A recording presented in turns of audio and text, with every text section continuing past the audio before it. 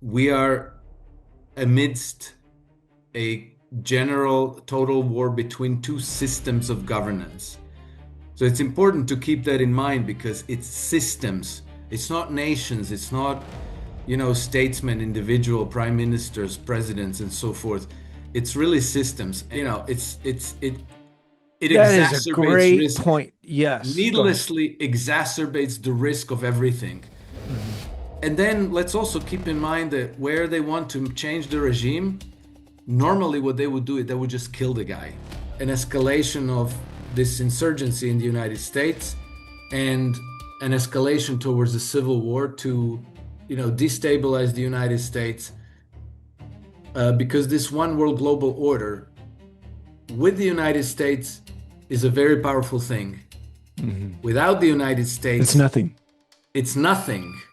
Yeah. And so keeping the United States in their camp or alternatively eliminating the United States from the equation is practically existential for these globalist elites who are associated with the one world global order and the American and the British system of free trade.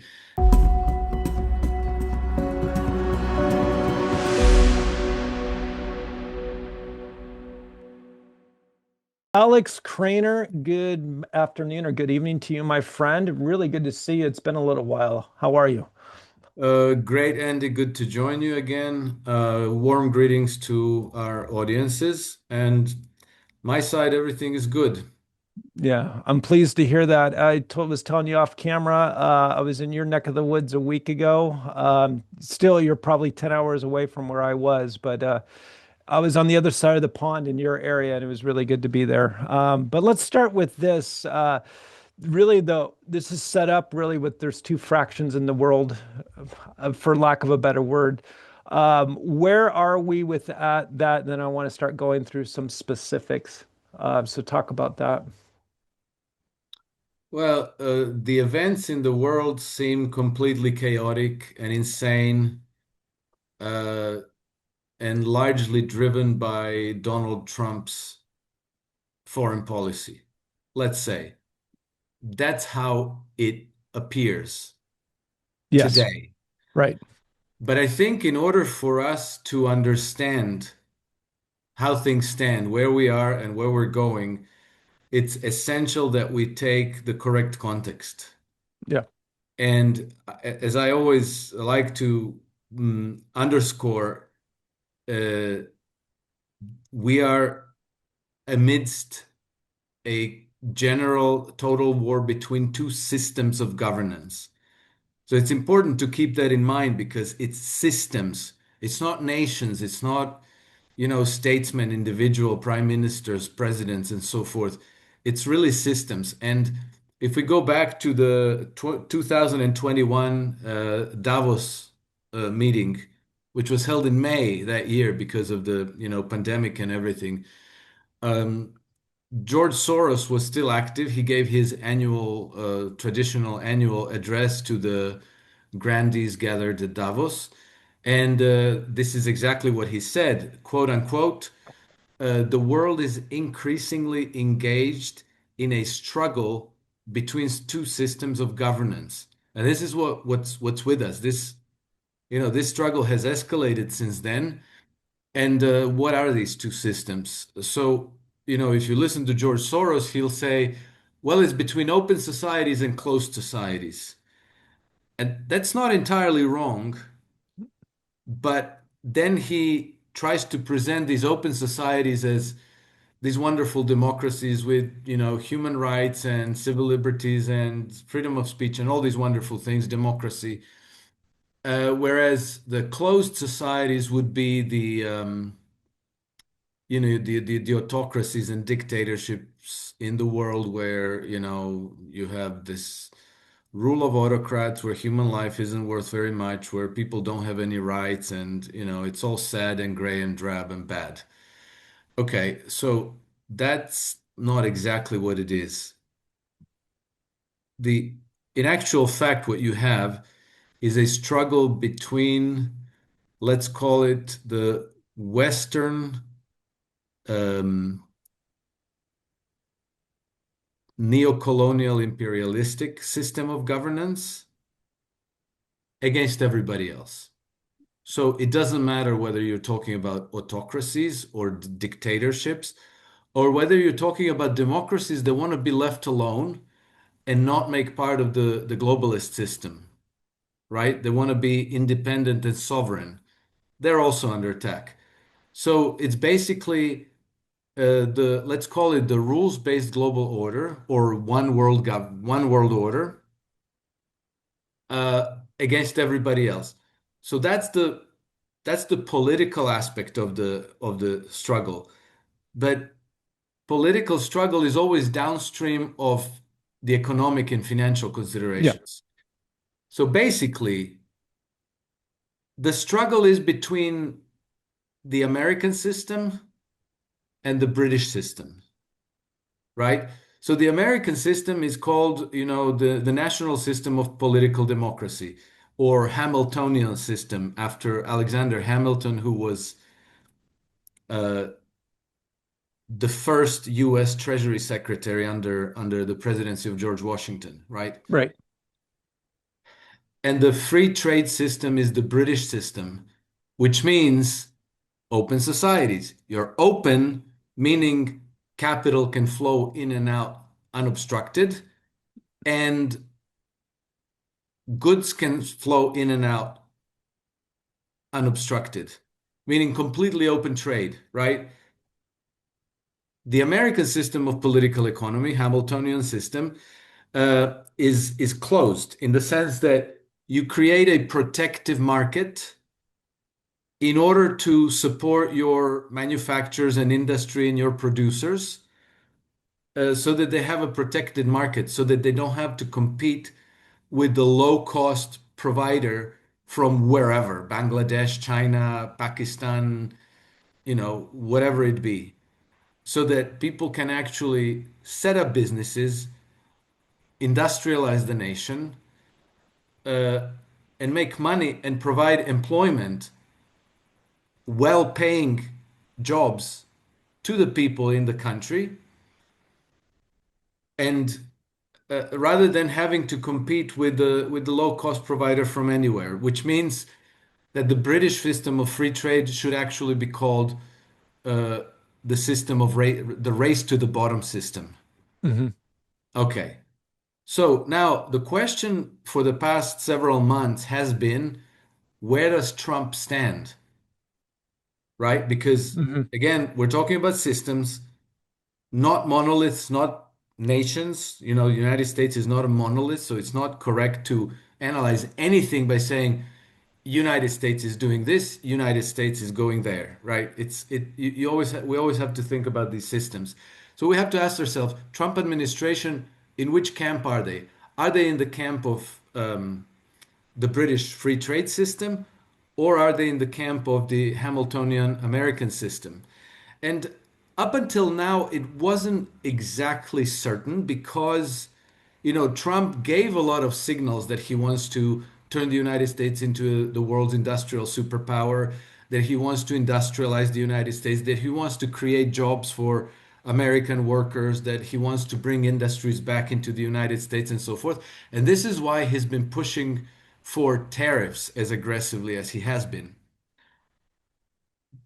But this could have been, kind of election campaign slogans Yeah. and rhetoric to kind of placate a certain segment of the American public, the MAGA, whatever, crowd and so forth.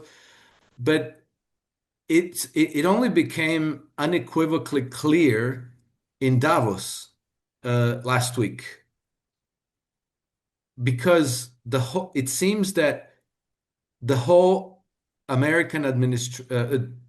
American delegation's mission was to convey that message. We're adopting the American system. We're going back to Hamilton. Hmm.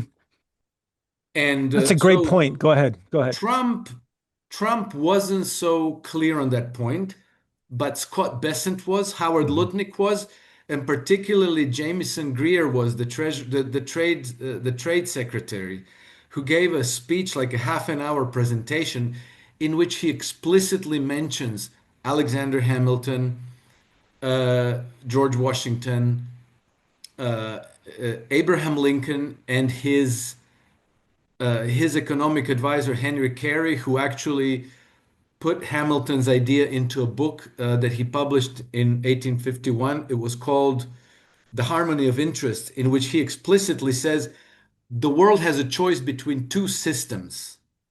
One is the American system. He didn't call it American yet. Hmm. The other one is the British free trade system. And then he describes the effect of each system and basically says that one leads to misery and perpetual warfare. The other one leads to perpetual peace and prosperity and increased standards of living and good jobs and industrialization and improved infrastructure and on and on and on and on. And basically, through history, this American system has been applied in the United States, in Germany, in Japan, in Russia, in China. And in every place where it was applied, it had the same effects. Basically, it brought the nation to prosperity, to economic growth, to increased standards of living, to wealth, Hmm. and peace.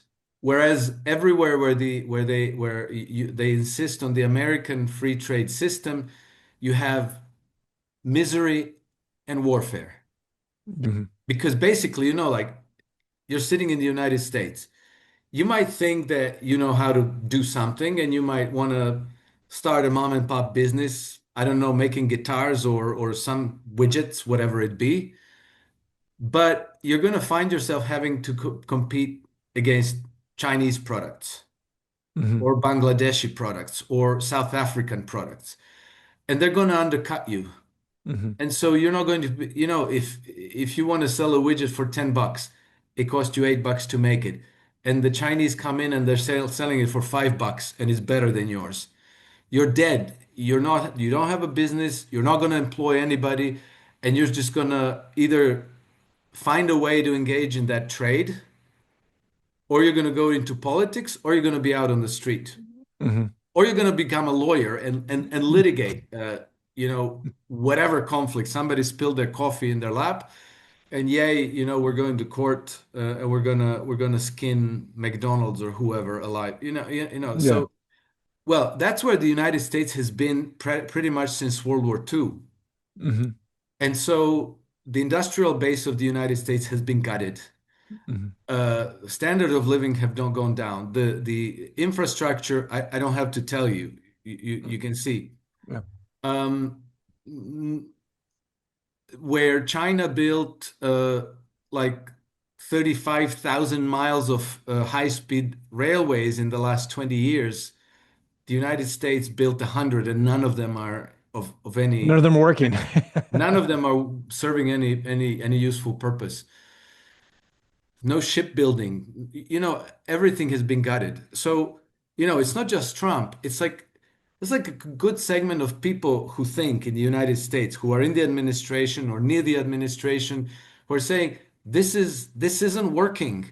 We're wasting our wealth on maintaining all these military bases, tens of thousands of troops everywhere around the world, and it's costing us money while our country is falling into disrepair. So we need a turnaround. And American people have spoken. That's why they voted for Trump, because he was the only option, only alternative to the continuation of this,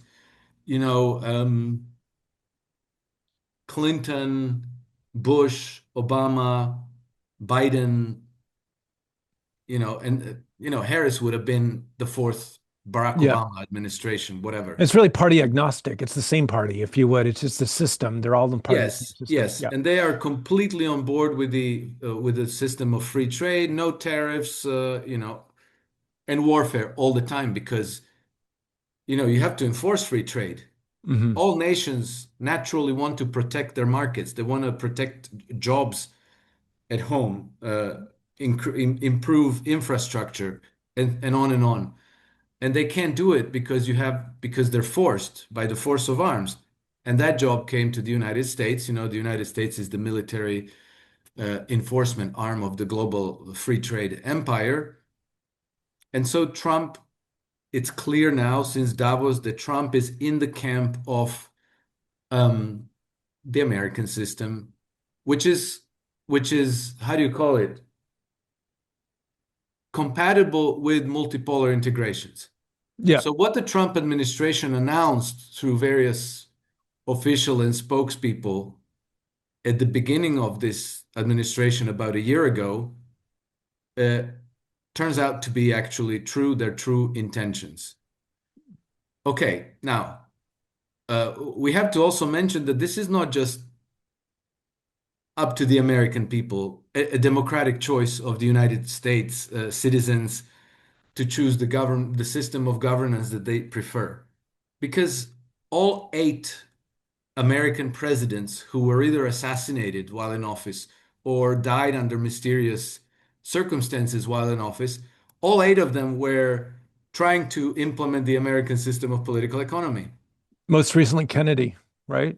Kennedy, FDR, well, people are going to say, no, no, FDR died because he was ill, he had polio. No, no. He was probably poisoned by the Brits. Anyway, that's what the Soviets told FDR's son. I forget what his name was, Elliot Roosevelt or something like that. Um, and Yeah. his death was very, very mysterious, and I'm sure that if it was done in the age of social media, that it wouldn't have slipped under the radar. Yeah. McKinley, Garfield, Lincoln. Lincoln. Yeah.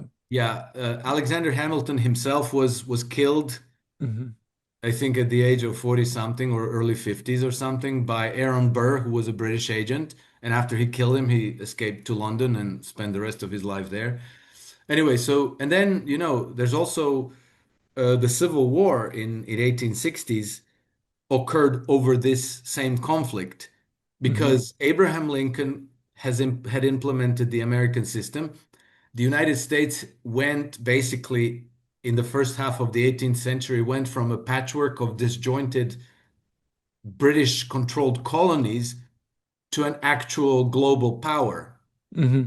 And the British thought like, oh, uh, not so good. We have to cut these people down to size.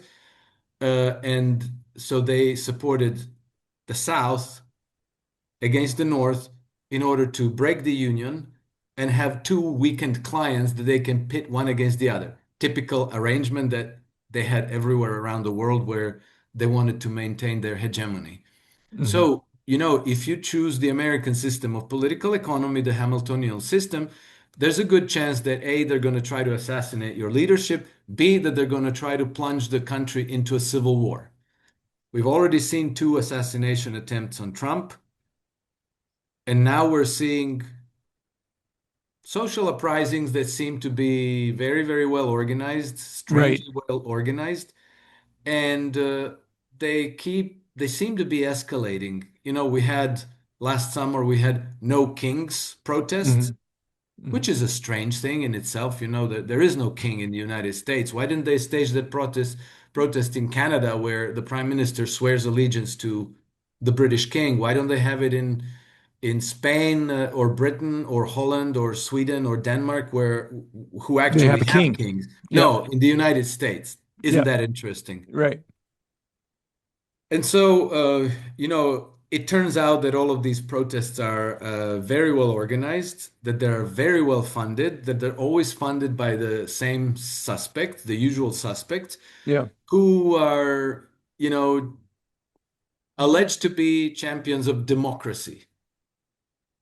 But they're always related to the financial oligarchy because if you trace the money, it always comes from these hedge fund billionaires, Arabella networks, um, George Soros Open Society, foundations linked to Ford, Carnegie, Warren Buffett, and so on. So it's always these ultra wealthy oligarchs who are funding these lefty social causes that aim to derail any kind of social and political reform, particularly when they feel that the leadership is switching camps, meaning they're abandoning the British open trade system and they're going for the American um, Hamiltonian system.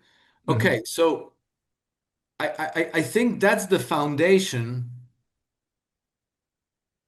that we have to take into account when analyzing anything else going on in the world today.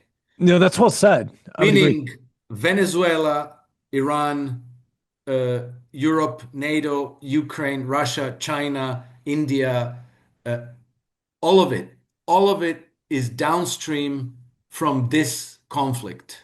Mhm. So George Soros told us the truth. He just mischaracterized it. But that is the truth. And now it's very clear that Trump is opposed to the rules-based global order, to the global empire, whatever we want to call it, and that this is a very, very real war.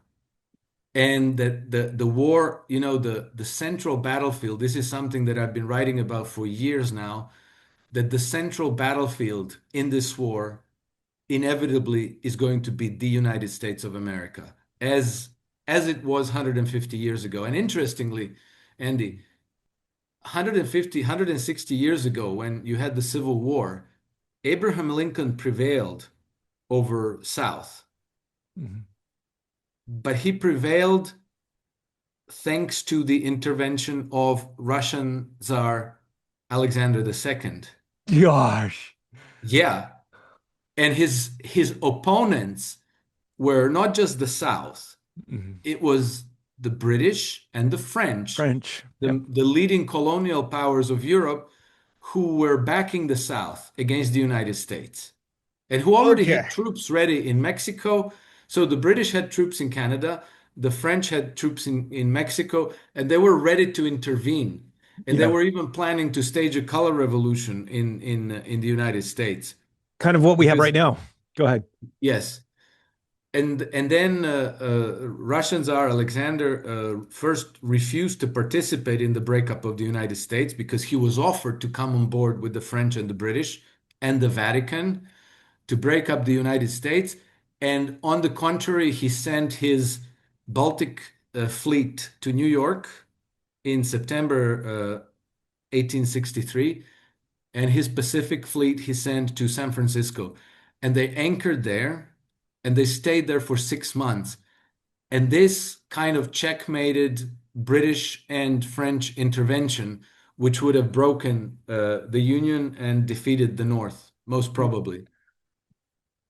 And so Wow. now we're back almost, they say Full history circle. doesn't repeat, but it's kind of similar that we again see a US president who is opposed to the global colonialist, traditional colonialist powers in Europe, and that he is working together in cooperation with with the Russians, with the Kremlin, basically.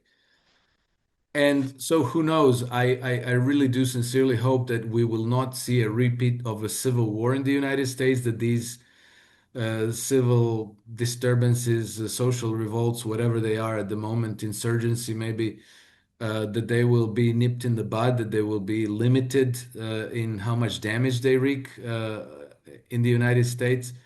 But again, we see that while the European powers are actually covert enemies of the United States, that the the friendly power to the United States is again Russia, which has always been the most logical ally to the United States. Right?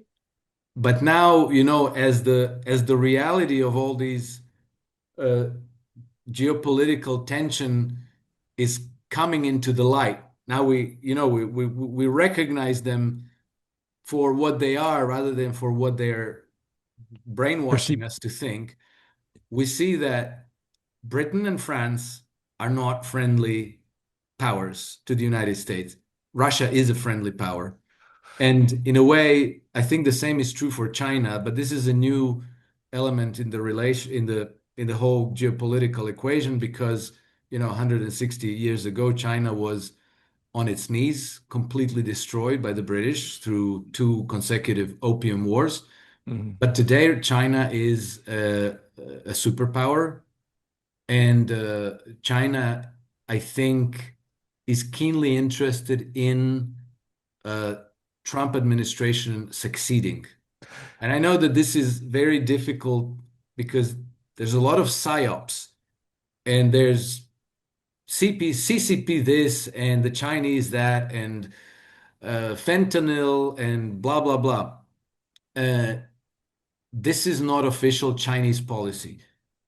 Uh, Chinese suppliers are providing precursor chemicals that are used by Mexican cartels to synthesize fentanyl and meth and whatever they have. But the drugs are coming from Mexican cartels through the northern border, Yeah, from Canada. Go ahead. Yeah, from Canada and from Mexico, right? right. And believe me, none of that would be happening without the services of money laundering banks. Because if you can't launder, these cartels are generating something like $400 million per week Yeah, just in the United States yeah, per week. yeah. And all of it is in cash. Mhm. And so that works out to more than $20 billion a year. Yeah, And about half of that is repatriated to Mexico in cash. So, yeah, like, what do you do with colossal pallets of cash, which you have to store somewhere? yeah, What can you use it for? right. Obviously, it has to be laundered through the banking system in order for the cartels to have clean balances that they with which then they pay the troops.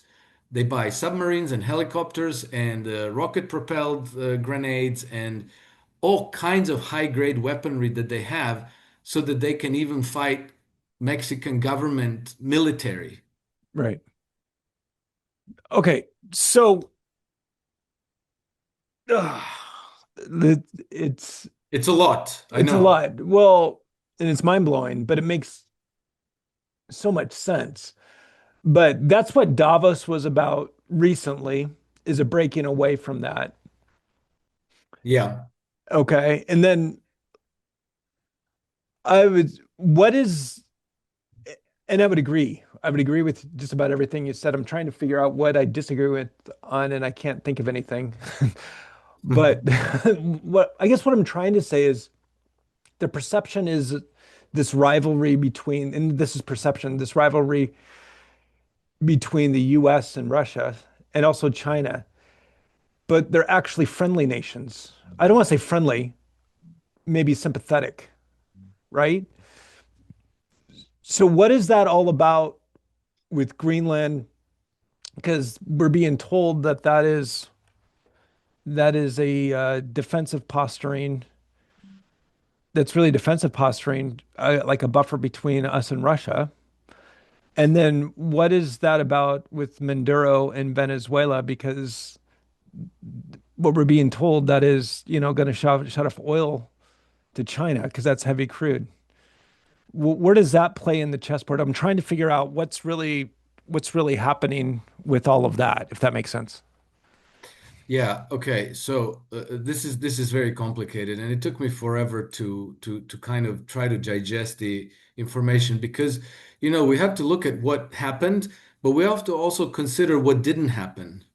In the sense that if it were about oil, Trump already had the oil on the silver platter.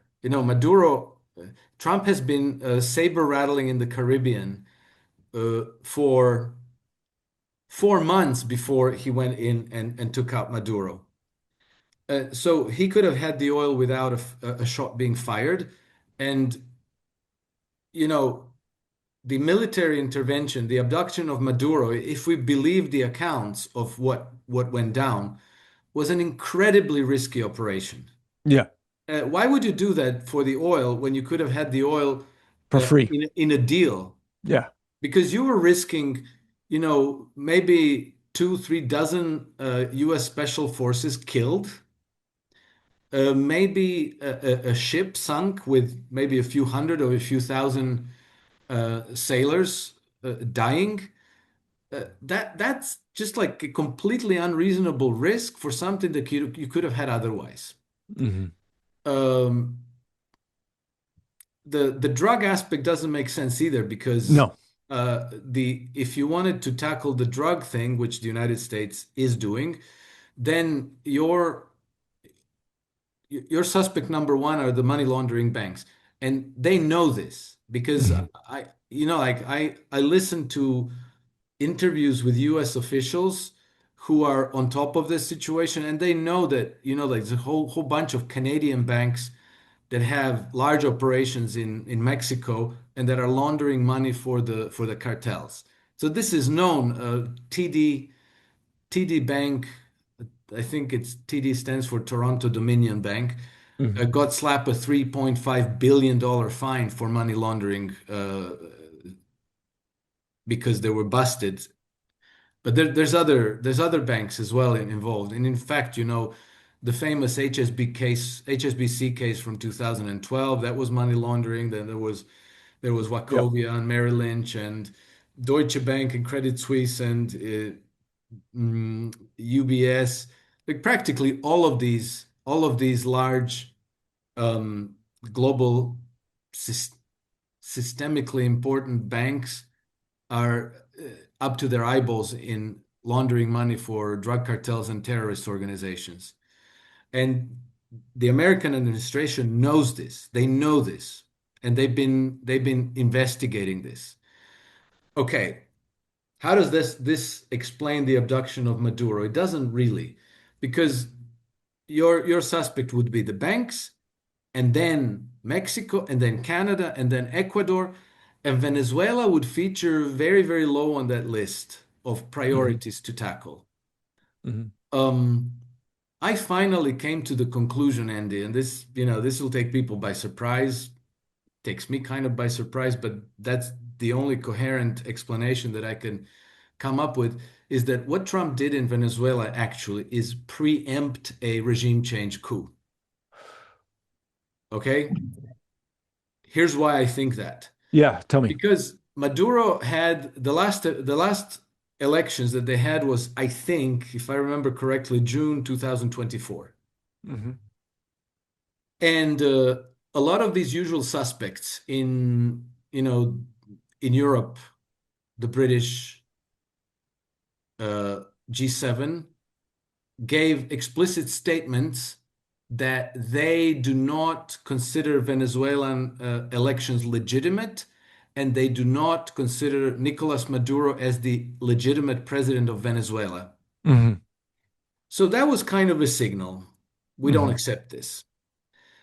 And then, what was it in November? The Nobel Committee gives the Nobel Prize to Maria Corina Machado. Right. This wasn't Trump behind this, this was some other force that kind of uh, poked the committee and said, "You're going to give the Nobel Peace Prize to this mad woman over here because, we have a plan, we have a cunning Hmm. plan." And so I believe that probably the plan was to orchestrate something similar to what we just saw in Iran. An attempt at a color revolution, which would have led to a regime change in Venezuela, A violent one too. Go ahead. probably a violent one, Hmm. which would have turned Venezuela into a regional beachhead for this globalist empire, for the one world Right. global order, which is there in the Caribbean, and then they have the Easy access to the US. easy access to the US, uncontrolled migrations, opium wars. Yeah. Again, the Yeah. United Makes States sense. is at the and opium wars. It's not just like, oh, they're smuggling some drugs into the United States. The opium war. in 1830s and 18 whenever it was 60s destroyed China practically. China was at the time the number one global economic superpower, a 6,000 year civilization. And the British completely destroyed it with opium wars Yeah. by imposing uh, large scale drug smuggling into China. Hmm. And so this is being done to the United States. And so had they taken control of the government in Caracas, now they have a real country. And that real country would have been extremely difficult to defeat militarily because, it's like Vietnam, but a lot more. Yeah. It's tropical. It has a strong military. It's mountainous, Hmm. difficult to access. Like Caracas is not on the coast. Caracas is behind a very tall mountain called the Avila, where you have one road that goes from the coast to the to the capital city. So extremely difficult to deal with militarily. Hmm. And so that would have been a very powerful beachhead to have in the region. And this is where the globalist one world global order is directly challenging Trump administration's Monroe Doctrine. Hmm. So it seems to me, because, okay, let's also go back to what happened I think about 3 weeks before the abduction of Maduro. Trump was giving statements where, oh, we're very, very close to a deal. Yeah. Remember? And Yep. at the same time, Nicolas Maduro was giving statements to the press in Venezuela saying, oh yeah, we've had telephone conversations with the Trump administration. Maduro himself, he spoke with Trump, had a long conversation, and Maduro was saying, "Oh, the discussions are very cordial and respectful." He wasn't Yep. saying like he's Yep. being threatened and browbeat and anything. He was saying, and then he ends up in the United States. He doesn't look like a man who just got demoted from being a president of a nation to being a captive and a prisoner. Hmm. He's all smiles. He's giving two thumbs up in photographs. In some photographs, he's giving the victory sign. Um, he's wishing the DEA agents Happy New Year. Uh, his they're Yeah. taking Right. they're taking photographs together, and he's all smiles. And they brought his wife. That's not an irrelevant observation. They brought his Right. wife. Yep. If this was a military operation strictly, bringing one target person is complicated enough without bringing, like bringing a woman already, it That is a exacerbates great risk, point. Yes. Go ahead. needlessly exacerbates the risk of everything. Hmm. And then let's also keep in mind that where they want to change the regime, normally what they would do is they would just kill the guy, Right. like they did with Gaddafi, like they tried to do with Viktor Yanukovych in Ukraine. Hmm. Uh, like they wanted to do with Erdogan in Turkey, like they wanted to do with Saddam Hussein. Well, they did They eventually, did. right? Yeah. Bringing him to the United States all happy with his Protection. wife is unusual. Let's Yeah. say that it's unusual. Yeah. And then the most important fact about this whole thing is that they never changed the regime. The president of the country today is Delcy Rodriguez. Delcy Rodriguez was not elected in a new election that, Trump administration imposed on the country. Delcy Rodriguez is Nicolas Maduro's handpicked successor. Right. He designated her his replacement. So the regime was not changed. Nicolas Maduro was taken out. The regime stayed. Isn't that kind Yeah. of bizarre? So I don't know, if oil is not the explanation, if drugs are not the explanations, regime changes obviously wasn't even attempted. Obviously wasn't even attempted. Then the only thing that's coherent is that the Trump administration acted to preempt the other camp the free trade camp, the one world global order, imperialistic, neo-colonialist system of governance, from taking Venezuela as a beachhead in a similar way that they made Israel their beachhead in the Middle East, and that they attempted to make Ukraine their beachhead in Eastern Europe. Yes, So that's the explanation of Venezuela. I Now think we you're can right. move on to Hold on, hold Iran. on, hold on. Yeah, yeah, Okay. yeah. Because and I don't want to spend too much time on this. Just because they did it like that, meaning they got Maduro and his wife. I get it. You got some special ops guys flying there with helicopters, grab the guy, but just that they did that is suspicious, or it makes you Yes, wonder. yes, Because who does that unless they're let in, right? yes. That's what I thought. Just this is too weird. Too weird, too perfect, Too perfect. too unlikely, too risky, because you may think that your troops are the finest fighting The force in the Rambos, you're history of great. the universe, Yeah. No one does that. but taking that risk is just insane, It's insane. Nobody does that. especially, for an administration that has to bet the ranch on the midterms coming up in less than a year, Yep. right? Are you Yep. going to risk a number of your helicopters downed in Caracas? Are you going to risk your Exactly. ships sunk in the Caribbean just to, if they wanted to do that, they would have just bombed the crap out of his Right? palace. The missiles would have come in at a time when they knew he was in something, And now it not works really this. well too, right? Because now Trump is the hero. He got the bad guy out. I put that in air quotes. And I'm not saying that Maduro is a good guy by any means as well. But we look like a hero. We're the peaceful conquerors, if you would. And nobody died. And there's no treasure. There's no money lost.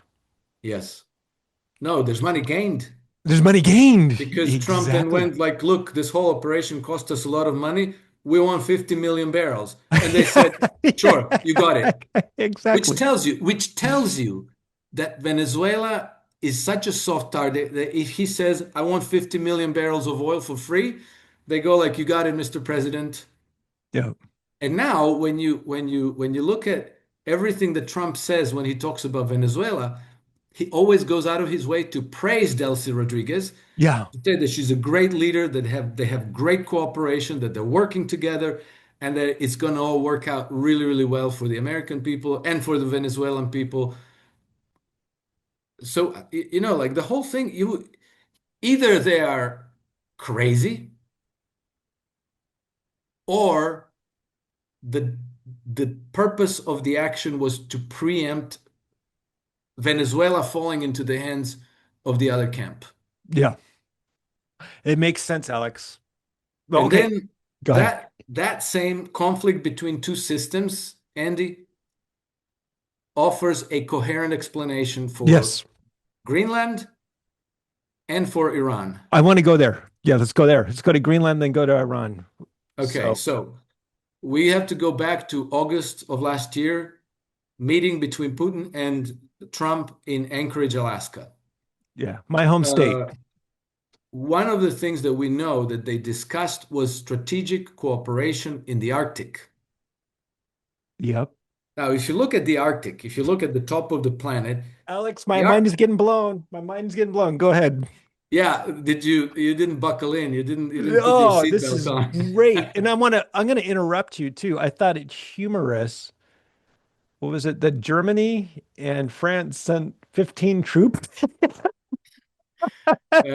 They sent in total, I think 37. 37. Go Yeah. ahead. Okay, go ahead. Work But this out for. it's not about Andy, come on, man. It's not about the number of troops. It's about the principle. Yeah, right. And it's That's about our values in Europe, because Made me laugh. But You work don't. that. Okay, look, I interrupted you. Work that out for me, though. Go ahead. Okay, so if you look at the Arctic Circle, and really, it really is kind of a circle if you look at from the perspective of the top of the planet. Like you look at the North Pole, you have a large circle which is just water. Right. Well, it's frozen, but it's water. No, but and then it's surrounded by Canada, Greenland, Alaska, Canada, Greenland, Russia. Russia covers about 60% of that circle, 60% of the landmass in that circle. The Hmm. United States just has Alaska, right? Right. But if the United States also takes Greenland and Canada, then it becomes the other half of that circle almost. And so, the Russians and the Chinese for a long time have been discussing strategic developments of the Arctic because it offers it's not only just the resources and there's energy applications there, developments, there's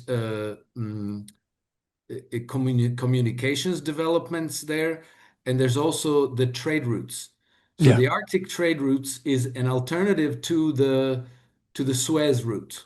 And the Suez route, Oh, yeah, the Suez route is what we had for the last hundred and so many years. And it's, the global trade goes through a number of choke points, right. like Bab el Mandeb, Suez, Gibraltar, the Black Sea, you have the Bosporus, and then in Asia you have the Malacca Straits, and so the British made sure to have control over all of those choke points so that they control the global trade, right? And so then the Russians have been developing two alternatives. One of them is the international north-south corridor, that goes from the Indian Ocean across Iran to the Caspian, all the way to St. Petersburg, and from there it can go to the northern Europe. And this trade route is uh, cheaper and faster than Suez, Hmm. and the Brits have no choke points. Yeah. The one world global order camp doesn't control it. And the other route, which is also faster and cheaper than Suez, is the Arctic route, where, the Russians have been building all these icebreakers. Yeah. I think they have about 60 of them. I think about maybe 14, 15, 16 of them are nuclear. And the idea is to keep that route open year round, not just the summer, but also in the winter. And the Russians even had a cargo from China sail over to, I don't know, maybe St. Petersburg in the winter months last year or 2 years ago. So that is doable, and the plan is to keep developing that. And so we know that in Anchorage, Alaska, last August, Trump and Putin were talking about strategic developments in the Arctic. Hmm. And the uh, the United States has been invited and welcomed to participate with Russia and China in that development because it's hugely important for global economy, global trade, everything. And so this is why having control of Canada and of Greenland is this is an important additional reason why this is very important. Hmm. Of course, the entrenched mindset in the United States is that Russia and China are adversaries, they're enemies. So, you can't come out and say, "Oh, guess what? We're throwing our traditional allies all overboard. We're not going to be friends with them anymore. The new cool kids are Russia and China. We're going to be in a strategic alliance with them." And so, therefore, we're going to, no, instead, It's an Trump has to optics. come out and say, "Oh, we have to take Greenland because if we don't, then the Russians or the Chinese will." So he has Yeah. to, It's kind of optics. the use the political mood of the day to justify what he wants to do anyhow. Hmm. But let's say again is the conflict between these two camps. the Ye- globalist camp and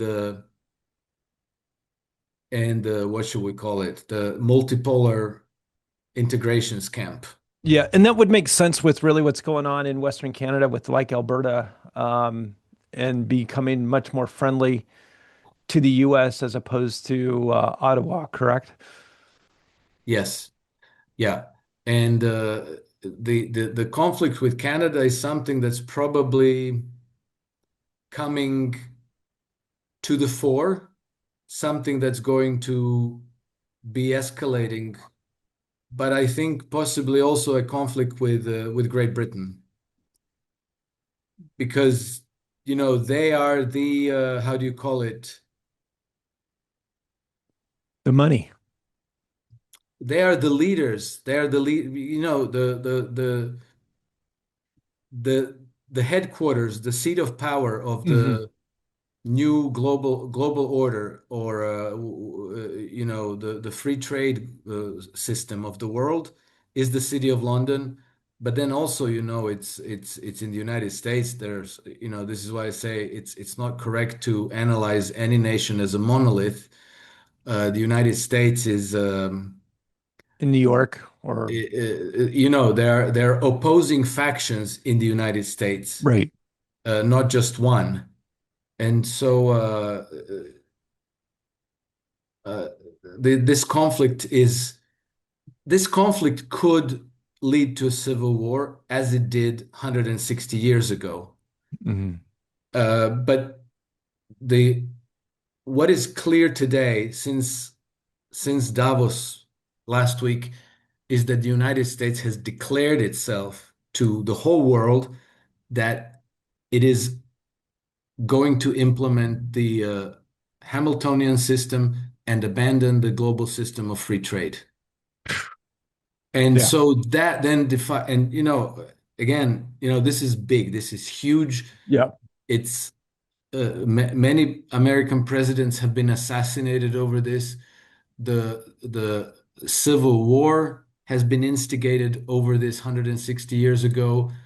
And it's quite possible that the recent two attempts on President Trump and the No King protests and everything that we've seen in Minnesota this week, that it all, not just this week, but it's been going on since December, that this all has to do with exactly with this. And this is the key to understanding everything. And I'll just Mhm. conclude with Iran because Yeah, I want to conclude with Iran. Go ahead. I'll uh, make time for you. Go ahead. Trump administration has been under pressure to go to war against Iran 3 times now. Hmm. Recently. First time was June 2019 in his Hmm. first administration. Hmm. Second time was last June 2025, Yep. and now is the third time. And I was I was on a podcast with Glenn Deason, I think, at some point last week, I Wednesday listened to last it. week, so about 10 days ago. And at that point, it seemed imminent. In the next couple of hours, it's going to start. The bombs are going to start raining down on Iran. And I said to Glenn Deason, there's going to be no war. Trump is not going to order an attack on Iran. Or if he does, it's going to be another fake prearranged war. Yeah. Okay. And so That we far, had so six good. months ago. Go ahead. They Go ahead. never attack. Yeah. 6 months ago, I made the same prediction. Yep. I I'm with said, me. Go no ahead. war or a fake one. And literally, it was a 25-minute action with about 40 bombs and missiles. Hmm. And people say, no, no, he went to war against Iran. No, he didn't. Compare that to Libya, Somalia, Iraq, Afghanistan, um, mm, Yemen. Those are real wars. Right. A 25-minute thing with with 40 missiles, that's not a real war. They pre-announced it to the Iranian 48 hours in advance so that they could, evacuate whatever needed to be evacuated. And then the Iranians responded in kind. They kind of like shot at one base, also pre-announcing it so that there were no casualties. Then Trump thanked them publicly for the courtesy. And then when he was asked by the journalist, "Oh, well, do you want to see a regime change in Iran?" He said, "No, I don't." Hmm. Why? Because there's a different force, the different camp that wants to see a regime change in Iran. And if we go back to 2019, we know who that is because right now it seems that the pressure is coming from Israel, and it is. Hmm. It's been And coming it from seems Israel for that, 25 years. Go ahead. yeah, and it seems that Donald Trump has this blind, uh, irrevocable loyalty to the state of Israel, Hmm. which I personally never believed. I never quite bought that. I think he's a fake Israel supporter. Hmm. And we have to remember that since the beginning of Israel, since the conceptual beginnings of Israel, the whole Zionist project has always been a project of the British Empire. Hmm. So again, we're going back to the City of London, Yep. Yep. to the banking oligarchy. Hmm. Now, they conceal their role now. They conceal their hand, but they didn't give up the interests. And if you pay close attention, you'll see that the Brits are very, very closely involved with the events in Israel, that they fly those spy flights over Israel almost every day, if not every day, to provide the IDF targeting information and intelligence. They're training Israeli officials. IDF Hmm. officers go to Britain for training and then they go back, and then the British special forces go to Israel and help with the operations in Gaza. Uh, for some reason, the media aren't reporting on that, but the Brits are very, very involved in that. Hmm. Okay, let's go back to 2019. What happened is that I think around June, the uh, the Iranians downed one of the American drones over the Persian Gulf. Hmm. What happened at that point is that all of a sudden there was all this pressure brought down on Trump to order bombing against it, to basically to go to war against Iran. And then, you remember Trump said no. And what happened then is that some weeks later, Anonymous leaked out a whole series of cables that went between the British embassy in Washington and the Foreign Office in London. And it turned out from those cables that the person who was leading the charge to maneuver Trump into war against Iran was the British ambassador, Sir Kim Darroch. And okay, so when Trump said no, Sir Kim Darroch kind of went off the handle and fired off a whole bunch of these cables that were uh, kind of berating Trump, said that he was incompetent, inept, unreliable, Yeah. chaotic, all of these things. But then he also said that uh, he could be influenced, that he would have to be surrounded by Trump whisperers, and that if they managed to flood the zone around Trump with these Trump whispers, that they could uh, push him into pulling the trigger, and that the next time Iran does something in the region that could justify a war, that the United States could still be kind of manipulated into going to war against Iran. So, based on that experience, we know where the pressure ultimately originates from. Israel is their proxy in the region. Right. So they Right. don't want to show their hand. So they're getting Israelis and the whole Zionist camp in the United States to push, push, push for war against Iran. But Trump is trying desperately to avoid going to war against Iran. And so far, 3 out of 3 times, he's slithered out from that. And now, the pressure is still on because these people are extremely desperate now. They're kind of not in a good position. They're losing in Ukraine. Israel is kind of at the end of its rope. They just lost Venezuela. They were going to orchestrate a war in the Balkans, I know for a fact that Trump, together with the Kremlin, intervened to prevent that war from taking place. Maybe we've talked about We that have. before. I'm laughing because you're right. You're right. Yeah. And so you see, the in many places this same pattern holds. Right. And so my wager would be don't go long crude oil today because you think there's going to be war over the weekend. That Mhm. would be risky.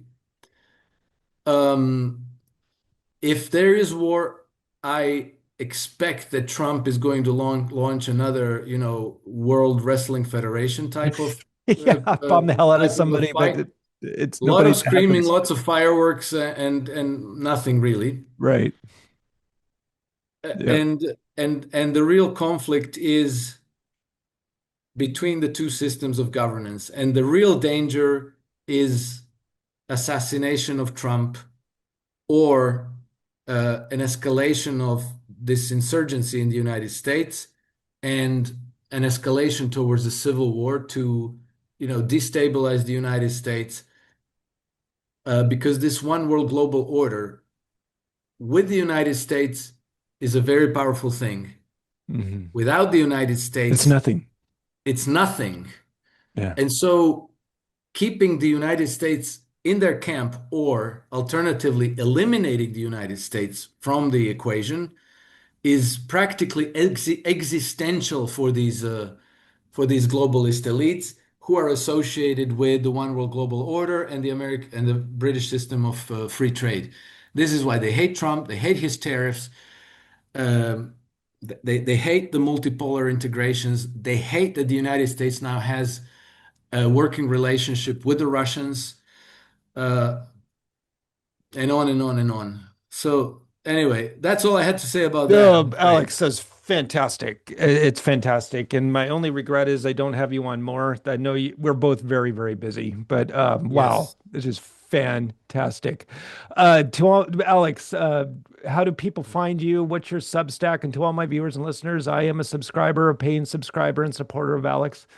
Just so you know, it's probably some of the best political, geopolitical, and trading advice commentary you can get online. I found it there. But how do people find you? Thank you very much, Andy. So what you're referring to is my daily market newsletter called iSystem Trend Compass, that comes out 5 days a week, provides trend following signals for 19 global markets, including things like S&P 500 and gold and Bitcoin and so forth. Uh, then I have a personal Substack called Alex Krainer Substack. Hmm. I'm active on X. My handle is @nakedhedgy. And then I recently relaunched my YouTube channel, which is called simply Alex Krainer. And so far uploaded 2 videos, but those videos are so much work that for the foreseeable future, I think I'll be able to upload maybe 1 or 2 videos per month. It is a Uh, lot of work. and then, Congratulations. over time, hopefully more. Yeah, cool. But Congratulations anyway, on that. iSystem Trend Compass is every day. It's available on Substack, and the subscription works out to less than $1 a day. So if you trade, if you manage your portfolio, do not hesitate. Yeah, please. All right, Alex, love to have you on again soon. It's so good to see you and great to catch up with you. Love to see you in Atlanta. Great pleasure, Andy. God willing, I'll turn up. All right, take care.